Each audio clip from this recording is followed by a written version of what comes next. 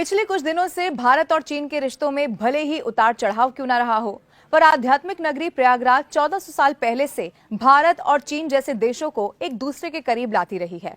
भारत दौरे पर आए प्रसिद्ध चीन यात्री ह्वेनसांग ने इसका जिक्र अपनी किताब में भी किया है। ह्वेनसांग 16 साल तक भारत में रहे और देश के कोने कोने की यात्रा उन्होंने की। इसके बाद उन्होंने अपनी चर्चित पुस्तक सी यू की में प्रयागराज की आबो हवा की तारीफ की है। उन्होंने लिखा कि प्रयागराज की जलवायु और हरियाली स्वास्थ्य के लिए बेहतरीन है।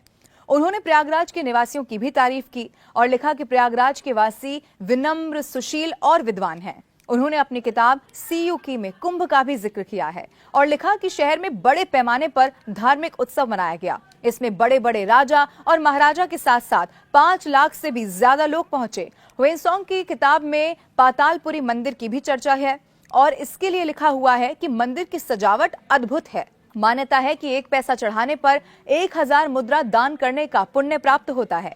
उन्होंने अक्षयवट वृक्ष का भी जिक्र किया और उसके बारे में लिखा कि इस विशाल पेड़ की शाखाएं और पत्तियां बहुत दूर तक फैली हुई थी।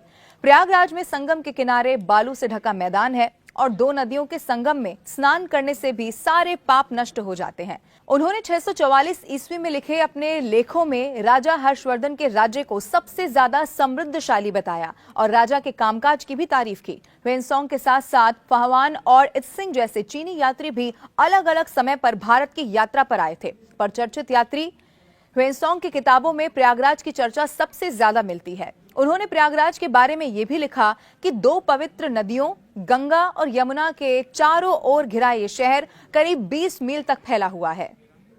आगे लिखा कि शहर का वातावरण और जलवायु बहुत अच्छी है और यहाँ के लोग भी बेहद संस्कारी और विद्वान हैं।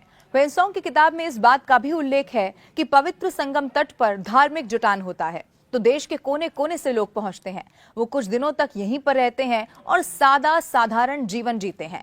यही नहीं, उन्होंने ये भी लिखा कि ये धार्मिक उत्सव में देश के सबसे ज्यादा लोग पहुंचते हैं और अपना सब कुछ दान करके वापस चले जाते हैं और ये लोग बहुत धनवान होते हैं। पुरातत्व विभाग की खुदाई में भी ह्वेनसांग की किताब में की गई चर्चा के प्रमाण मिलते हैं।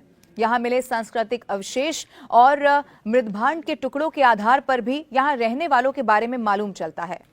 चीनी यात्री ह्वेनसांग ने अपने संस्मरण में कुंभ का जिक्र करते हुए यह भी लिखा है कि राजा हर्षवर्धन लगातार 75 दिन तक दान करते रहे थे। वो तब तक दान करते थे जब तक उनके राजसी वस्त्र और पूरा का पूरा धन खत्म नहीं हो जाता था। सब कुछ दान करने के बाद राजा हर्षवर्धन अपनी बहन राजश्री से वस्त्र मांगते थे और उसी वस्त्र को वो फिर पहना करते थे। कुंभ मेले का सबसे पुराना लिखित सबूत करीब 2000 साल पुराना बताया जाता है और इसका वर्णन चीनी यात्री ह्वेनसांग की किताब में भी मिलता है।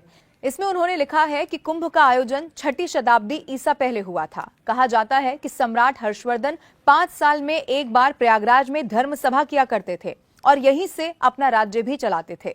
सबसे खास बात यह थी कि वो अपना पूरा का पूरा खजाना कुंभ के मौके पर जरूरतमंदों के बीच दान कर दिया करते थे। कहा तो यह भी जाता है कि राजा हर्षवर्धन ने ही अर्ध कुंभ की परंपरा शुरू की थी और इसका आयोजन आज भी इसी तरह जारी है। ह्वेनसांग के वर्णनों के अलावा पुराणों में भी कुंभ मेले का जिक्र है। जाहिर है भारत और प्रयागराज जैसे शहर की धार्मिक और सांस्कृतिक विविधता 1400 साल पहले भी चीन को आकर्षित करती रही है। तभी तो प्राचीन काल में भारत के सांस्कृतिक महत्व को समझने के लिए चीन ने बारी बारी से अपने 5 यात्रियों को यहाँ पर भेजा था।